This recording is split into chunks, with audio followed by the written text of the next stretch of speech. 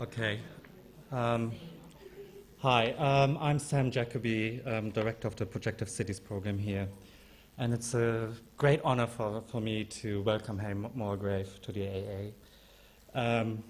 Most of you probably have heard of him. He's a distinguished scholar, translator, and editor, and author of many books. I think most recently, The Architect's Brain, Neuroscience, Creativity, and Architecture. And his forthcoming book is on architecture and embodiment, the implications of the new sciences and humanities for design. Harry Mallgrave has greatly contributed to a better understanding of modern architectural theory and its roots in the 19th century. And in regards to today's lecture, he has been without doubt instrumental to new interest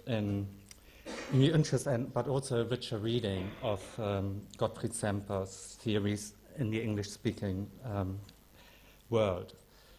In fact, I believe that any serious Semper scholar will be familiar with and measured against his writings.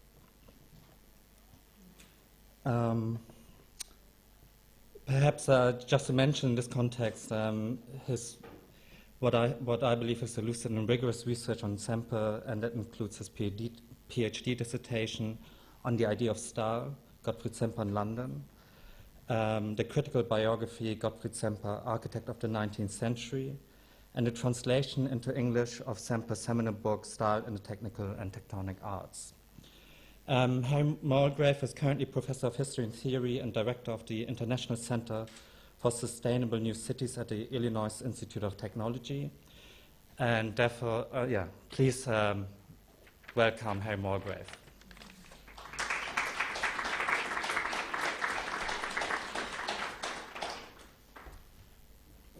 Thank you very much. Is the microphones okay? Everyone can hear? Just? I'll speak up. When Sam and I originally talked about my coming to London, it was with regard to a Semper symposium, which we had hoped to do this winter, and I think we'll probably postpone it to the next fall, maybe, because we were trying to get a number of people internationally to come to it. So what I'd like to do is to spend about half of my talk on the 19th century, mostly with regard to Semper, but then I want to take the second half and focus a little bit on some of these new theories coming out of the neurosciences with relation to how we experience the world, and in particular the built environment.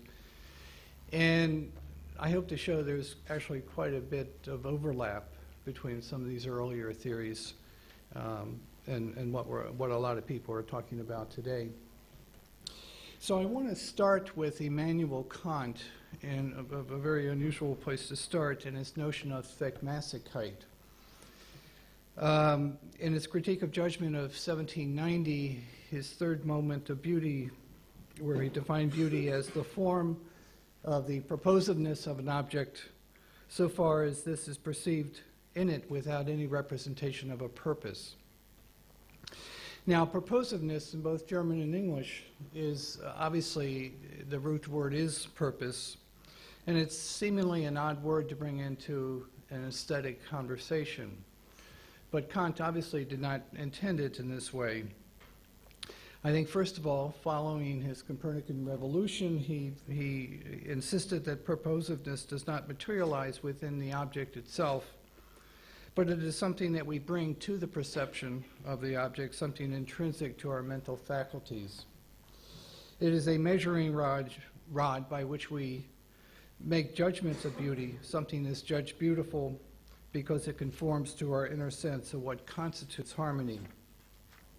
And of course, this is the problem with architecture, because all architecture is created for a purpose.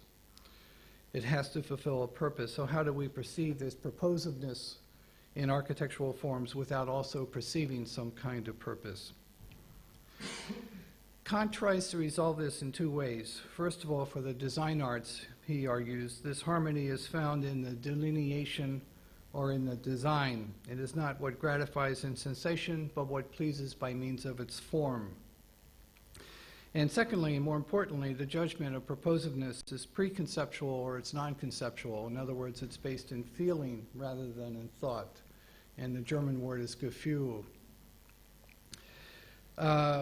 So beauty is in essence a bodily feeling or an internal residence conducive to one's health, a feeling that is harmoniously grounded in the organs of the body.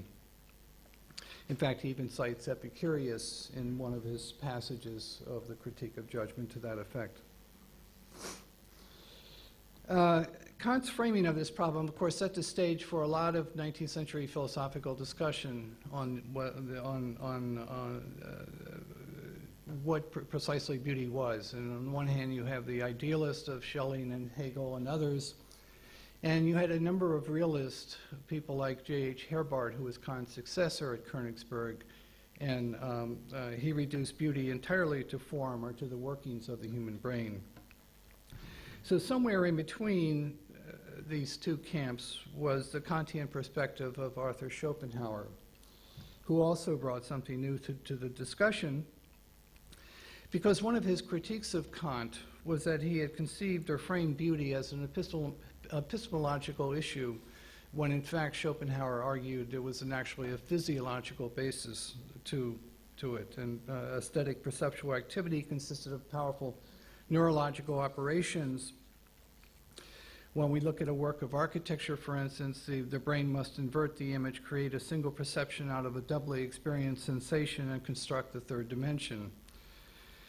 So in this way, for Schopenhauer, beauty was no passive, or the brain was no passive mental medium, but something that actively constructs or reconfigures the world. In his World as Will and Representation of 1818, Schopenhauer translates Kant's noumenal and phenomenal worlds into the duality of will and representation. And whereas we understand the term will today, representation today, which is a symbolic process, will, when we go to the inanimate world for Schopenhauer, it could be measured in things like gravity, electromagnetic forces, in other words, what nature really wants to do on its own. And this is really the world of architecture, because it works with materials. Schopenhauer argued that its essential ideas are gravity, cohesion, rigidity, hardness, which he called the base notes of nature. Nevertheless, architecture must also display its Kantian proposiveness, which it does by, Schopenhauer argued, by displaying its inner form, that is, by depicting this conflict between gravity and matter. Matter is dumb and gravity wants to pull it to the ground, and the task of the architect lies in prolonging or upending this conflict, in depriving these, in his words, these insatiable forces of their shortest path to their satisfaction, by devising an ingenious system of columns, beams, joists, arches, vaults, and domes that thwart these forces. As a result, architecture for Schopenhauer is dynamic, animistic. It represents the active nature of the will by revealing how these gravitational forces are temporarily held in abeyance by the ingenuity of the designer. Every part of a building or a design must speak to this conflict. Now, the idea of proposiveness would soon find its way into German architectural theory, and in particular, already in 1804, Carl Friedrich Schinkel speaks of proposiveness as the basic principle of all building. Architectural proposiveness, he points out, emerges out of the three categories of spatial distribution, construction, and ornament. And the greater the proposiveness displayed in a work of architecture, the greater the beauty of that particular work. Now, that was in 1804, before Schopenhauer came along. And if we go to the 1820s, Schinkel has now become familiar with Schopenhauer. And of course, one of the things that he attempted to do in the 1820s was to compose a textbook on architecture. These gravitational forces and how they are to be treated structurally compose one part of the problem. But there is also the issue of how design is to be infused with feeling. And for Schinkel in the 1820s, he experimented with what he would later refer to as the error of pure radical abstraction. where he tried to reduce the work entirely to utilitarian purpose and construction. And for him, this was not sufficient to really constitute architectural proposiveness. Architecture, he goes on to say in later comments, needs its historic and poetic values, and such things as beautiful proportions are achieved not so much through numbers, but they are based on dynamic laws of vision. They become truly meaningful only through their relation and an analogy to human existence, or to a similarly articulated and organized condition of nature. And of course, in the Bell Academy, which is somewhat remarkable, it was designed around 1830 for the fact that it has no really historical motifs connected with it. He nevertheless surrounded it with panels of terracotta, which spoke to the historic or stylistic evolution of architectural thinking. In any case, Schinkel did not really solve this problem of proposiveness. And so the dilemma was really left to his disciple, Karl Bertiger, primarily writing in the 1840s and 1850s. Quite simply, Bertiger argued that proposiveness depended on conceiving a building as an ideal organism. That is, when the work form not only indicates the conflict between gravity and rigidity, but also when the final art forms articulates the ideas behind the work forms. So looking, and this is a plate from his treatise on Greek tectonics, every part of a building should articulate these gravitational forces through their ornamental forms. But these forms should also work together to become what he called a living organism. In this analysis of the Doric temple, for instance, the sema profile of the Doric capitals differs from the sema profile in the entablature, because the force of the architrave coming down on the Doric capital forces the curvature of to fold over, as it were, while the cornice, for instance, has no load and it's a much more vertical, lighter sort of ornamental treatment. So for Bertiger, every line of a building should metaphorically articulate its tectonic and artistic proposiveness. So this brings me to Gottfried Semper, who only became aware of Bertiger's analysis in the early 1850s, and of course he began his career in the 1830s as a professor and as an architect in Dresden. And beginning in 1835, he of course designed the Dresden Hof Theater, the first one, which burned down in 1869, and the art gallery, which closed off the north wing of the Spinger, the Pupelmann's Baroque masterpiece. And then in the 1840s, Semper became consumed with writing a textbook on theory, which would explain the origin and development of architecture. And what interrupted that, of course, was the Dresden uprising of 1849, where Semper very quickly found himself under arrest and was forced to flee Dresden for London, first for Paris and then for London, where he spent 3 years. In 1851, Semper published his first book, The Four Elements of Architecture, where he laid out the structure of his theory predicated on the four primeval motives for architectural invention: hearth-making, mounding, roofing, and walling. And I think what has to be underscored here is that these motives were not conceptual categories for Semper, but really they were manual activities. To fashion a work of ceramics or textiles is to implicate the hands in a design activity, which in itself entails a certain animism or even some kind of a remnant of energy that was once used in production. If we take an example, his example from Der Stil of an Egyptian basket column, all of these motives functioned as artistic metaphors. The textile motif of the basket weave column for Semper represented the strong and flexible fibers of a textile fabric in a state of tension, restraining the outward force of the load bearing down on the column. And so similar to a girdle, it now provides the capital has an inward concave curvature in contrast to the Doric, for instance. Now, it was in the British Museum in 1852, the library, that Semper came across Berdicher's book on Greek tectonics, and it really provided a major challenge to his earlier thinking, because it was, first of all, a much more nuanced treatment of the idea of ornament. And the result was interesting when you follow the development of Semper's ideas. In a lecture given in 1856 on the theme of ornament, for instance, he divides Greek decorative motifs into three categories related to human adornments. First, the hanging ornaments such as earrings and tassels. Second, ring ornaments such as necklaces and bracelets. And thirdly, directional ornaments. When represented on a Doric entablature, goutte and mutils were hanging elements, beads and astragals were ring elements, often painted with the binding motif of a meander, and the frieze became a directional necklace eurythmically tied together with the structural gems of the metapiece.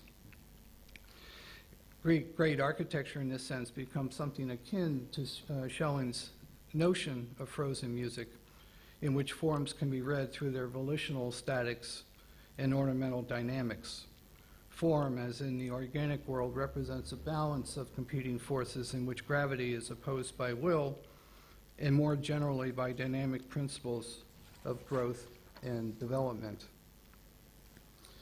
So this, in fact, becomes a theme of his book on style, Style in the Technical and Tectonic Arts, which first appeared, the first volume of which appeared in 1860. The animism suggested by Schopenhauer and Berdicher in the visual conflict of representation and the representation of matter and gravity now plays heavily into Semper's discussion of how the Greeks, in his view, were intent on eliminating all thoughts of weight in architecture. Semper describes the forces acting within a column, for instance, not as a transfer of gravitational loads downward, as Schopenhauer and Berdicher had interpreted it, but rather as the upward striving force field meeting the resistance of the architrave. Whereas the supple and the elastic strength, in his words, of the ionic volute for Semper mediates this conflict, and it offers resistance without violence. In Semper's discussion of rustication, he notes that in this particular wall dressing, should occur in the lower level of a wall where the gravitational loads are most severe. And if the purpose of the roughened stone is to provide a sense of security to the spectator, the symbolic articulation of these gravitational forces is affected by how the ashlars are detailed. The face of the block should bow outward, expressing the pressure of the load, but the stone should also be edged with a flat band that in essence frames the bulge and thus contains the outward direction of forces.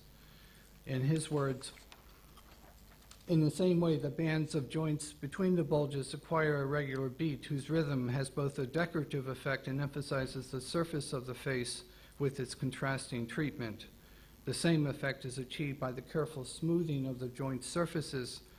Thus, rustic coarseness can be clad in a certain manly elegance, lending to it an expression similar to the symbolism of the Doric order. Now, what Semper was struggling with here was not the architectural material or the form in itself, but more specifically how we as humans sort of experience or create an intimate relationship with form. That is, how we design and interpret our built world as a transposition of our own corporal values. And as it turns out, Semper was not entirely alone in this regard. When Semper moved to Zurich and the ETH in 1855, he was joined there in the same year by Friedrich Theodor Fischer, another German refugee who between 1846 and 1857 would publish his four-volume treatise on aesthetics, strongly colored by Hegelian thought. In the third volume of 1851, Fischer had already defined architecture as a symbolic art, one in which the architect is charged with infusing buoyant life into matter through the linear and planar suspension of the parts. Semper and Fischer became close friends who shared daily aperitifs at a local tavern, And in the 1860s, we find Fischer's notion of symbolic form was changing in a significant way, for not only was the architect now charged with animating matter with buoyant life, but this whole process was given an explicit psychological and physiological basis. That is, in the brain's tendency to read artistic creations emotionally through its own neurological structures. And in one remarkable passage of 1866, as we note here, he says, we have to assume that every mental act is brought about and is at the same time reflected in certain vibrations and who knows what neural modifications in such a way that the latter represents their image, that is to say, they produce a symbolic picture inside the organism. Those external phenomena that have a particular effect on us, into which we unwittingly read our emotional moods, must relate to this internal picture as its objective representation and interpretation. The natural phenomenon accords with the related vibration, stimulates them and strengthens and confirms them, and with the emotional state reflects itself in them. Now, Theodor Fischer was articulating here an idea that his son Robert Fischer in 1873 would coin with the word Einfühlung, which is often translated into English as empathy, although it more literally connotes feeling into something. It is that harmonious feeling that resides not from a particular form, but in a Kantian way between the objective form and the subjective perception of it, the effect of the form on the workings of our nerves, muscles, and those mysterious neural modifications of which his father spoke. Architecture, in this view, becomes a process of artistically reshaping matter. A well-proportioned building is beautiful not because of its mathematical ratios, but because it favorably induces in us, in Robert's words, the approach, access, and projection of my imagination. And therefore, it becomes a harmonious emotive process. Architectural environments are pleasing when they intensify our biological lives, when they strengthen our vital sensations, what Robert Fischer called an intensification of sensuousness. They thereby enrich us physiologically as well as emotionally. Now, Fischer's dissertation on the notion of empathy set off an avalanche of books on the topic over the next 4 decades on the topic of empathy. But none was more important than another dissertation written by the young historian Heinrich Wulfflin in 1886, which opened with the question, how is it possible that architectural forms are able to express an emotion or a mood? Encountering the premise that this feeling into must be some kind of a psychological projection of ourselves, Wulfflin argued that we animate inanimate forms simply because we ourselves possess a body. That is, the optic nerve directly stimulates the motor nerves and thereby sympathically works on our internal organs. Forms are never neutral for Wulfflin. They are always animate masses, and we read them through our own bodily organization. And in this regard, we judge certain forms to be beautiful because they in fact mirror the basic conditions of organic life. Following Semper, Wulfflin argued that the tension inherent in a column which is intensified in the fluting is not a downward expression of thrust, but an upward expression or an insertion of life. In Greek architecture, he notes that the fluted shaft breaks through the resistance of the horizontal architrave, vertical forces displayed in the guttae and the triglyphs, and ultimately lifts the gable ridgeline, a triumph celebrated in the sculptures of the unstressed pedimental fields. Now, empathy theory would have many protagonists around the beginning of the 20th century, chief among them Theodor Lipps. But I want to pass over him and just refer to Vernon Lee, an English woman who was living in Florence and at the time was in the circle of Bernard Berenson. She was a very insightful critic of art and empathy theory, and especially that of Lipps, who in her view tended to regard empathy more as a psychological rather than a physiological event. And Lee insisted, in fact, that it was physiologically based. In collaboration with the painter Clementina Anstruder Thompson, Lee set up a series of experiments to measure the empathic experience of art and on occasions of architectural forms.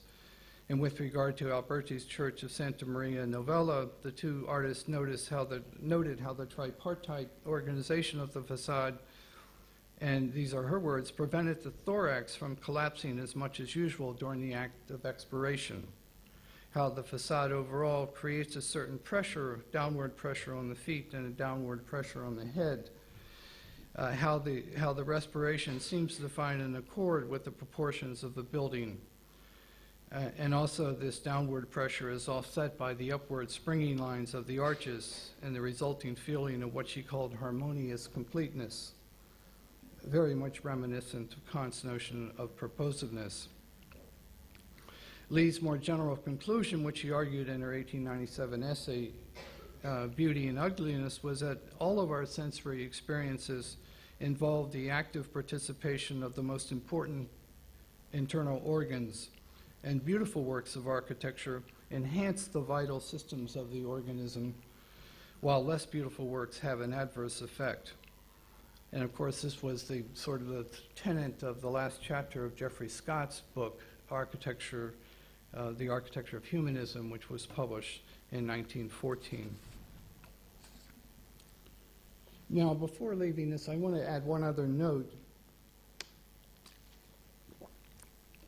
to this earlier period, which was a very bold experiment that was undertaken in Hellerau, and I think it's been too little regarded historically for its importance.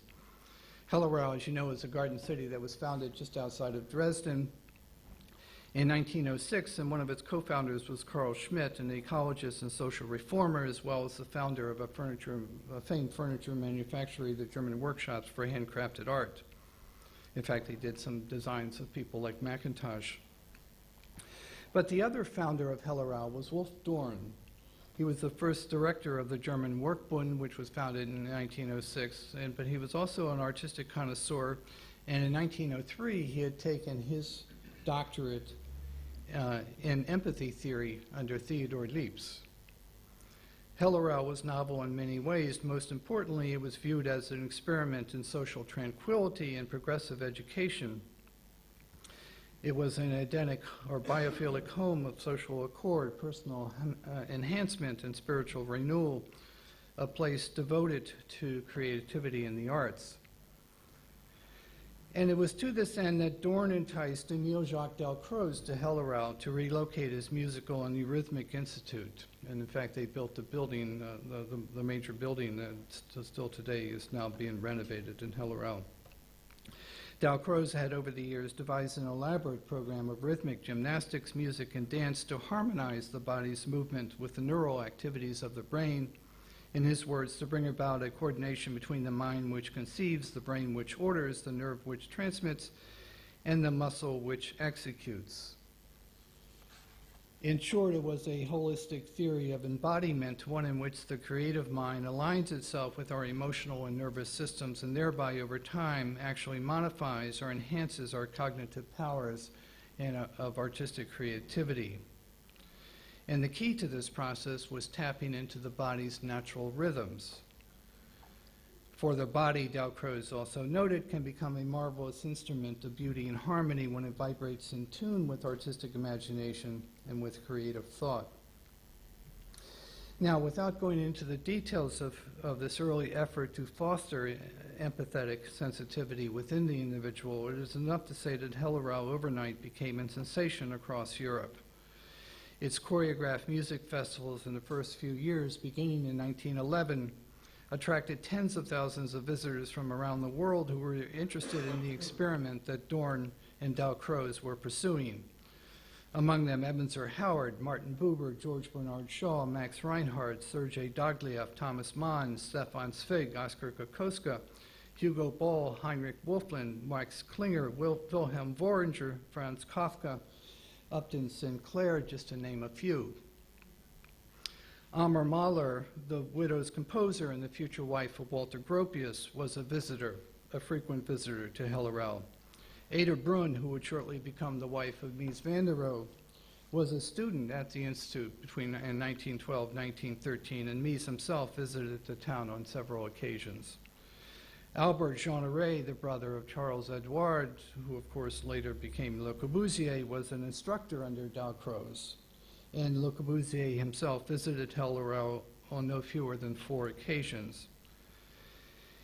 If the experiment had not been crushed by the catastrophe of World War I and by Dorn's death in a skiing accident in 1914, I think it would have had a much more dramatic impact on the development of modern theory as it formed after World War I.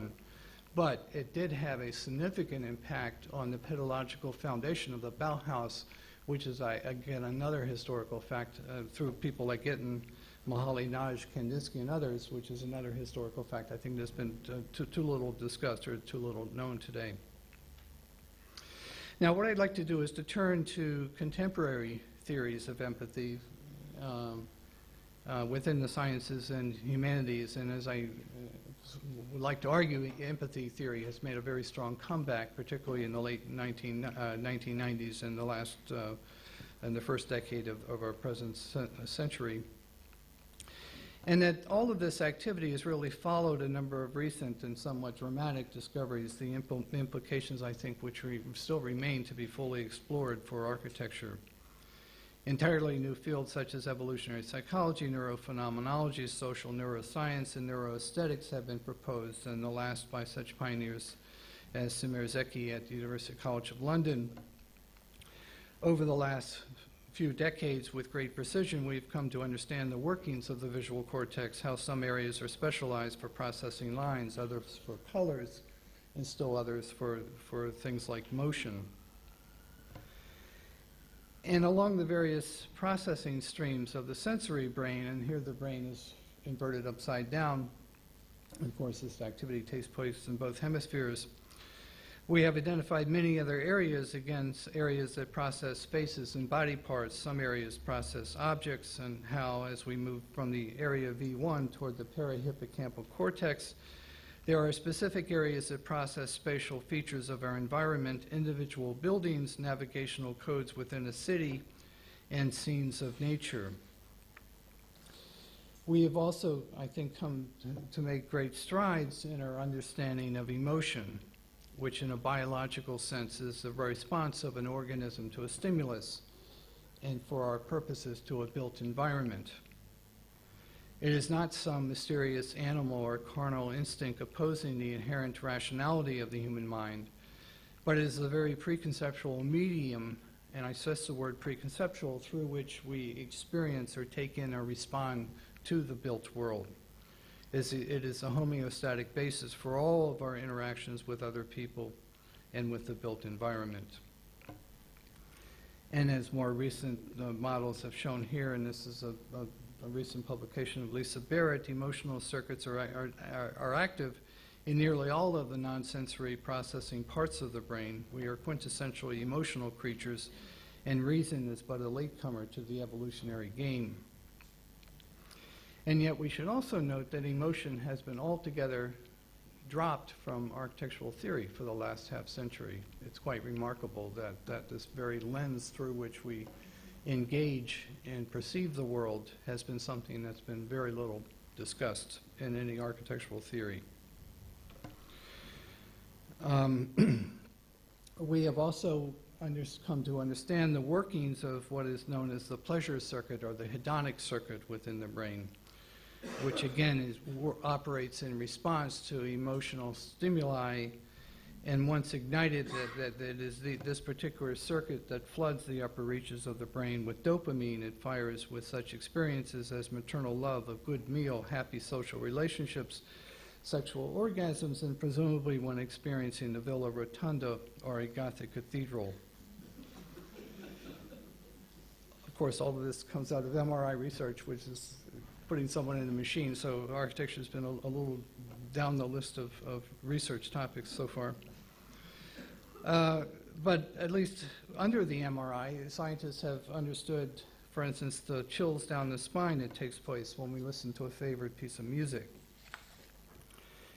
And in some sense, this is where some of this research has been criticized, and somewhat rightly, as being somewhat almost akin to scientism, taking too little account of the full biological complexity of humans. But this, too, I think, has changed quite dramatically in the last 5 years at least.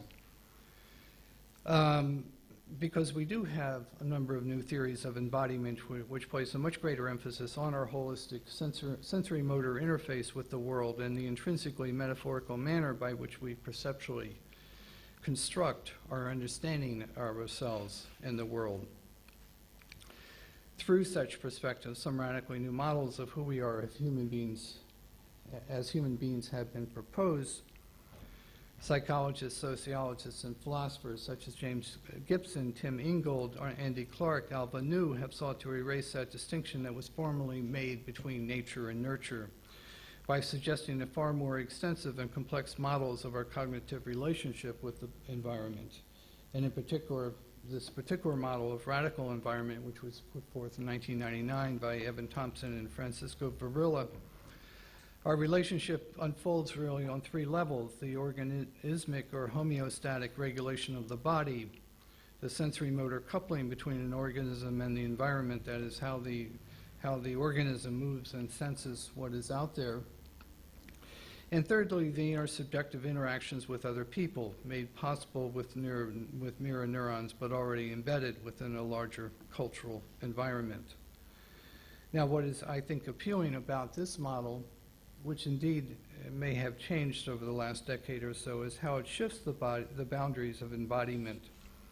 For the individual, the human subject now becomes the encultured bodily subject. In the words of Thompson, the knowing and feeling subject is not the brain and the head, or even the brain plus the body, but the socially and culturally situated person, the encultured human being. Culture in such a model is not some outside force acting on our biological systems, but rather something already enfolded or woven into the very fabric of our biological systems. The very fabric of the human mind from the beginning. Culture is a part of a larger environmental field that is at the same time shapes the cognitive evolution of our developmental systems. Our new understanding of neural activities suggests that just as we can change the physical, our new understanding of neuroplasticity says that just as we can change the physical world, once those changes takes place, that physical world also exerts a very quick change on our mental capacities and how we engage that world. And of course, this raises a lot of interesting questions with regard to computer designs and the like. One of the keys to these new models is the discovery of mirror neurons in the early 1990s. And mirror neurons or mirror neuron systems are specialized maps or circuits of neurons that automatically fire in various parts of the brain, neurons that in fact simulate the activity that we are perceiving. If I see you pick up a teacup, specific neurons in my premotor cortex fire as if I were grasping that teacup. And by the pressure that I see within your hand or the arm, I know whether you are picking up the teacup to drink from it or to take it away to the pantry.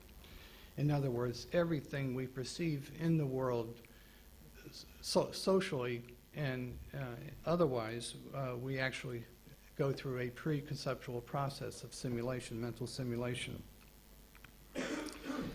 In this particular MRI study, pianists listening to other pianists playing music engage very similar parts of the brain, except for the area of the motor cortex that actually moves the fingers. Those are the 2 images, rows of images on the left, columns on the left.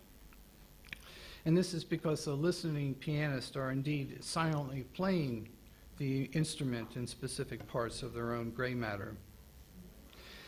Mirror neurons, I would argue, really explain many of those 19th century theories of empathy because they explain how, in some respects, we relate to the world, how we understand or experience a work of architecture. In a very obvious way, we have always known that a smile from someone makes us happy, or that in watching the sad movies, our eyes may swell with tears. Hence, our feelings of empathy are social, and of course, this is the very meaning of the English word empathy. Yet a number of recent experiments have shown that mirror neurons are also active when we perceive the inanimate world. That is, we animate things in the same way that Semper or Fisher or Wolfland hypothesized. And David Freeberg and Victoria Galeazzi, the latter who is one of the discoverers of mirror neurons at the University of Parma, have recently taken this research one step further. In fact, Victoria Galeazzi is very interested right now in architecture. Based on neuroimaging studies, Galeazzi argues that art is very much the preconceptual activation of embodied mechanisms encompassing the simulation of actions, emotions, and corporal sensations fundamental to our reading of artworks, and that these mechanisms are universal to everyone partaking of the experience. And in this sense, they prefer the term, and I think it's a better term, embodied simulation over empathy. The generation of empathy, I think, is obvious in works such as this late hlung sculpture, where there are the fact of works that have very high emotional content. But what Galeazzi is also demonstrating today is that or at least going on to argue, is that this empathetic relationship that we have with the world is also inspired or activated by the artist's creative gestures, such as the vigorous modeling in clay or paint, the fast brushwork, or science of movement more generally. The crucial thing here is that much of this activity is precognitive. In other words, we respond to art and to our built environments internally and emotionally before we actually stand back and put our impressions into words. In this Syrian bas-relief from the nearby British Museum, we are reading not only the proud profile of a mighty warrior, but we are at the same time neurologically simulating the delicate hand of the sculptor's chisel during the very perceptual process. We are admiring the skill that has been captured in stone. In this way, we can now understand, the many implications of mirror neurons for architecture. For instance, we understand why Semper viewed rustication as a series of forces hammered into a hard lithic surface, which must be directed in a certain way. He felt it had to be gathered toward the center of the stone so that the forces could be collected there, and the overall harmony of the system would be self-sufficient and preserve the integrity of the larger rhythmic order. We can perhaps also understand why John Ruskin felt that human labor was so important for art, the human hand in the creation of artworks, because indeed we generally relate better to natural materials marked with human labor over those cold industrial materials such as steel and glass. And indeed, when industrial materials are used, as in this weathered steel of the Acacia Forum, they become more attractive when they are despoiled, as it were, by human intervention. And the larger building of which this is a part is also instructive for its use of bold colors and contrasting textual qualities. The bright orange rust of the hard steel juxtaposed against the soft green of Patrick Blanc's vertical garden sitting next to it. Such a project, I think, makes us understand, in our gray urban environments at least, that we really silently crave richer experiences, greater sensuality in architectural treatments. And of course, this is an argument that biophilic advocates have been making for the past decade or so as well. The need for the greater inclusion of nature into our built environments. I was just, as a side note, I was just at the RIBA dinner last night where Piet Oudolf, the Dutch landscape architect, was there, and he is now working on a project with Zumthor in Leiden, taking over a whole series of industrial buildings along the harbor. And they're putting in a number of activities and facilities, some of which are apartments. And interesting, in every single apartment, they're going to introduce a little greenhouse. And I've often thought about this because I live in a very cold, windy city of Chicago, where there are a lot of balconies hanging off the buildings, but very few people. In fact, I never see anyone out on a balcony. But to bring some greenness into a unit is something I think we probably have not thought about until very recently. And I think it's a very obvious thing. And there's another reason for this. We now know that the visual parts of the brain are tightly wired to the tactile parts of the brain, which means that everything that we see, we actually simulate as if we're feeling our hand along the surface of that material. And again, that goes back to that notion of hlung, or Einfu, feeling into, that Fischer argued. And I think there were many other sorts of ramifications to some of these theories. We know that architectural forms in every way affect us on many levels. In this courtyard of St. John Lateran and in Rome, our bodies, as Galeazzi and Freeberg suggested, immediately tense up in a somatic and visceral act of simulating these twisted columns, again on a pre-reflective level. We take a curious delight in this tension that's introduced by twisted columns.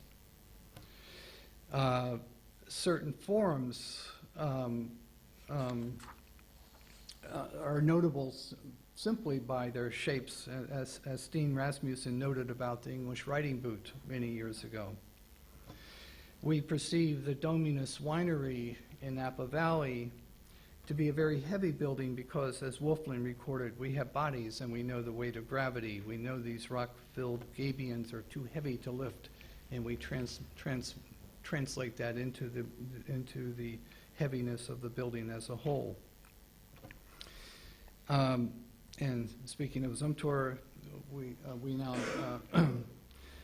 we not only metaphorically relate to the materiality of the transported mountain blocks, but also to their very suitability to the very primal act of bathing, in which we strip down in a ritualized act of cleansing.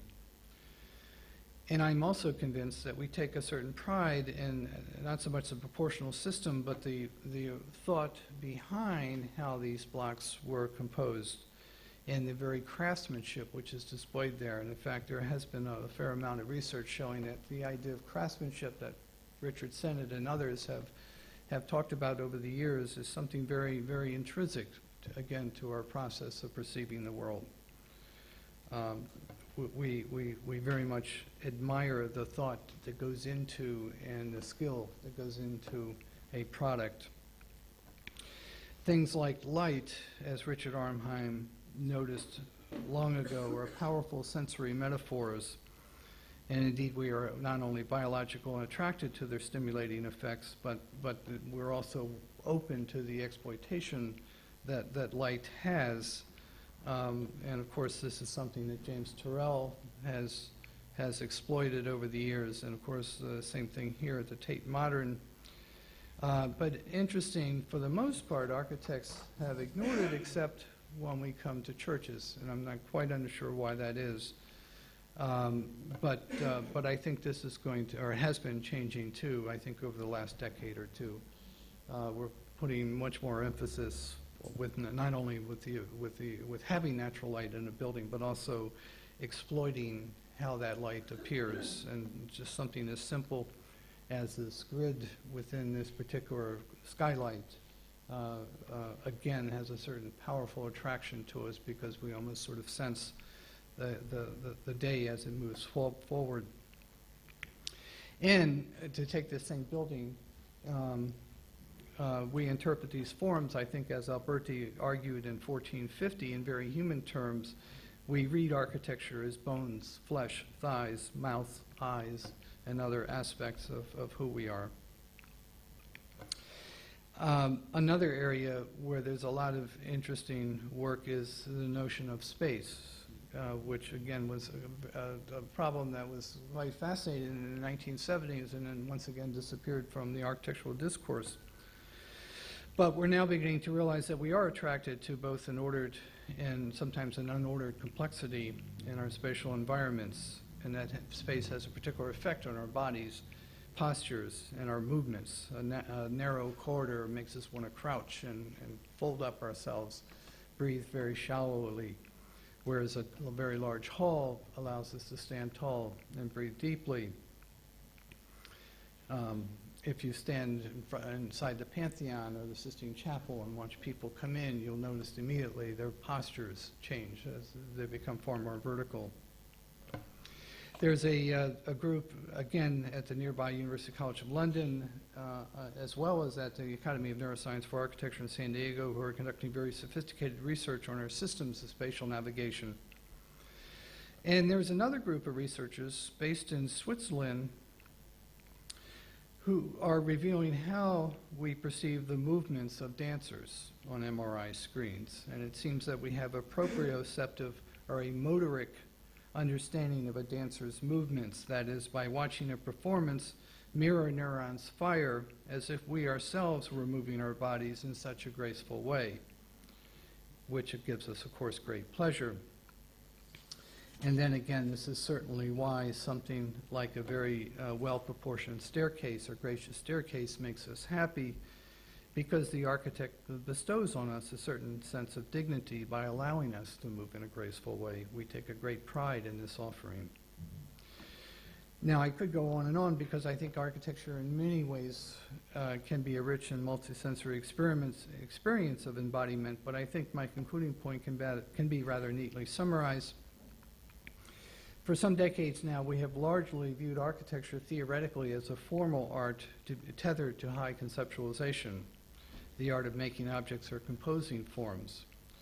But I think much of the recent research might help us to expand upon this view, or at least redirect it in some aspects.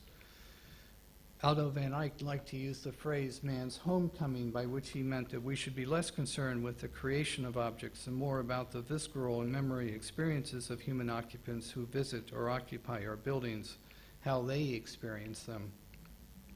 And this, I think, is a fresh perspective that the new sciences and humanities are offering architects today. And I believe the progress in these fields over the next few decades will have a very significant effect as more and more research is done, and a lot of this work becomes much better known. So thank you.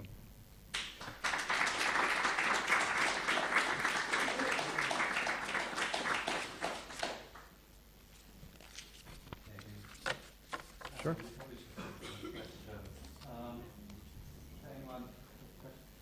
Perhaps I can start with one question. Could you take the microphone, actually? Yeah, what I was curious about is what you call embodied simulation, right? Or let me ask it differently. When you started to talk about Semper, I mean, there seems to be a clear ambition to me trying to link the idea of structure to the idea of ornament, right? And I think this is why he keeps talking about the sort of natural forces and how they get expressed in architecture. And to me, I think, I can't remember the English title, but I think it's on leaden slingshots. The article he wrote, in a way, I think he's trying to give mathematical evidence of how these forces relate. You know? Now, I think what you quite neatly said, in a way, at the end is that there's a fundamental shift from the perception or from the way of conceptualizing this, right, towards something that is much more tactile or neuroscientific in a way, right? I mean, that we perceive. Now, how do you see that fundamental change of understanding between structure and ornament in the most basic way, right, affecting today's architecture? Or how does it become, in a way, instrumental to rethink? Well, if you go back to the slingshot missiles that Semper talked about, which was basically rocks that you hurl, his argument was that these forms, which turn out to be mathematically very, very sort of rich in their mathematical expression, were actually borrowed from the ceramic arts. In other words, they were first perfected in things like vases, and then made their way into architecture, or in the case of these slingshot missiles. So there was basically the argument was that there is something called good form, and that once these forms are perfected, they can be transposed into the other arts. Now, no one's really done the work on this today. As I mentioned, people like Arnheim and Rasmussen and others have talked about what good form is, but again, it was all fairly hypothetical. up to this point. But I think there's been, particularly with regard to areas like painting and sculpture, there's a fair amount of research. In fact, there was one research study that was done on Greek sculpture where they varied the proportions that were based, they took classical works of sculpture that were predicated on the golden ratio, and they varied their proportions. And there was one particular study, there's not, as far as I know, hasn't been any follow-up, which argued that everything was in the golden ratio.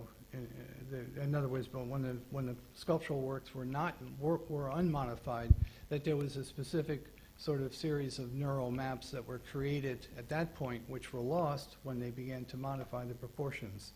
So this might suggest that either there is something to the golden ratio, or that in fact it may be related just neurologically to how we sort of put together form.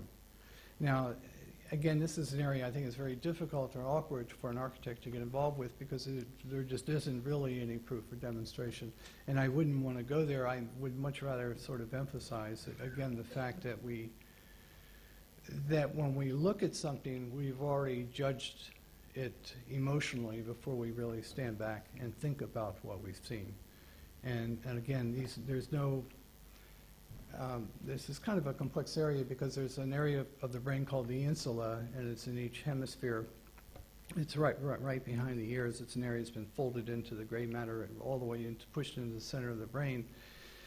And what we're realizing is that when we're in, say, a very active environment, say Sharon's Philharmonic Hall in Berlin, it affects the right insula, lights up, and when we're in a very sort of quiet area, say our bedroom, it's the left insula that becomes active. So in a way, we're always sort of trying to maintain this homeostatic balance, which means at certain points we like complex architecture, at certain points we like the simplicity, so there's no ground rules to be made here. But the fact is that we again preconceptually judge the environments that we're in. I hope I've gone. Yes.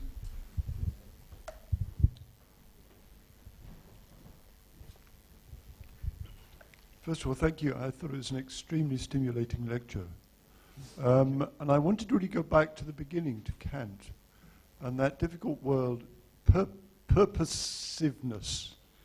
Because you took us on a route from purposiveness, which was non-representational, through into the will, and then into the expression of forces like gravity, and then into empathy, and then into cognitive science.